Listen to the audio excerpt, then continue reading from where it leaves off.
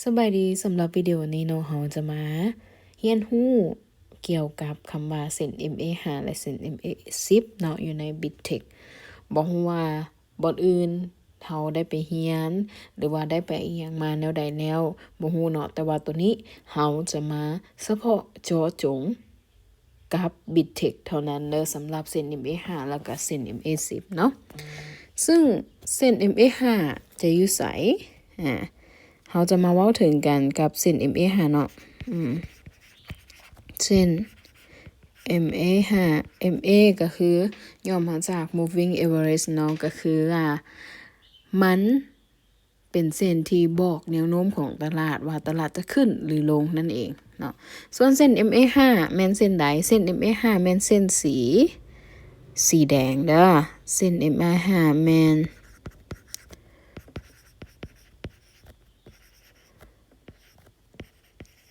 สีแดงคือเส้นใดเนาะก็คือเส้นนี้เองนี่เนาะเส้นนี้นี่แล้วก็เส้น MA10 แมนเส้นสีฟ้าเส้นสีฟ้าก็คือตัวนี้นี่เองนะซึ่งคือได้บอกไปตั้งแต่ต้นคลิปเนาะว่า2เส้นนี้ MA5 และ MA10 เป็นเส้นที่บอกแนวโน้มตลาดว่าจะขึ้นหรือลงหรือว่าไซด์เวย์คือสลับนั่นเองเนาะไซด์เวย์นะมาเบิ่งกันเนาะสำหรับเส้นนี่นะให้เฮาเบิ่งง่ายๆเลยจะมีอยู่3แบบที่ได้เว้ามานั่นก็คือบอกแนวโน้มตลาดว่าจะเป็นขาขึ้นหรือขาลงหรือว่าไซด์เวย์เนาะขาขึ้นเริ่มจากขาลงก่อนเนาะตามรูปโอเคทุกคนสังเกตง่ายๆเด้อทริคง่ายๆในการสังเกตอยู่ใน BizTech ให้ทุกคน follow เส้นสีแดงให้ทุกคน follow เส้นสีแดงเด้อถ้าหากเส้นสีแดงนะเส้นสีแดงนะไปทางใดให้เฮา follow ตามบ่เชื่อให้ทุกคนลองเทสเดโมเบิ่งเนาะตามอธิบายดังนี้เลยถ้าหากว่าเป็นเทรนขาลงเนาะทุกคนจะสังเกตว่าเอาเม็ดใหญ่ๆหน่อยนึงทุกคนจะสังเกตว่าเส้นสีแดงนี่จะอยู่ทางกองเส้นสีฟ้าสังเกตได้เห็นป่ะเส้นสีแดงจะอยู่ทางกองเส้นสีฟ้าและก็แท่งเทียนนี่นะจะลุดเห็นป่ะ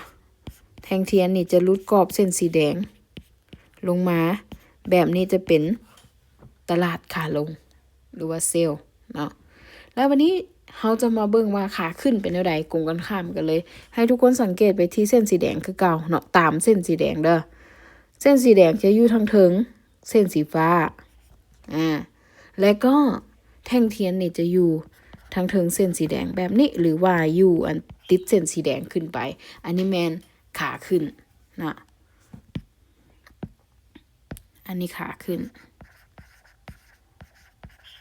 อันนี้ขาลงหรือว่าเซลล์ขึ้นหรือว่าบายนั่นเองมานี้อยู่ในนี่ครบเลยเนาะอีกอันนึงก็คือตลาดไซด์เวย์เป็นแล้วไดถ้าไซด์เวย์ทุกคนก็ต้องสังเกตก็คือเนี่ยภาคส่วนนี้เนาะ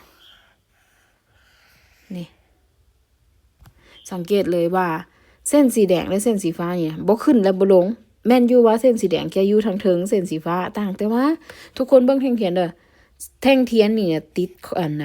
เส้นสีแดงกับเส้นสีฟ้าไปและ2เส้นนี้เสมอกันทุกคนเห็นบ่เส้นสีแดงและเส้นสีฟ้ามันบ่ขึ้นบ่ลงมันอยู่เสมอกันนั่นหมายความว่าตลาดไซด์เวย์โอกาสที่จะเป็น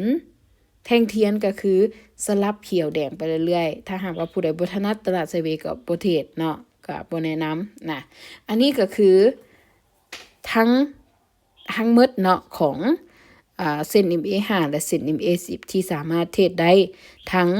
3ตลาดบ่ว่าจะเป็นขาลงขาขึ้นแล้วก็ไซด์เวย์โดยสังเกตตามนี้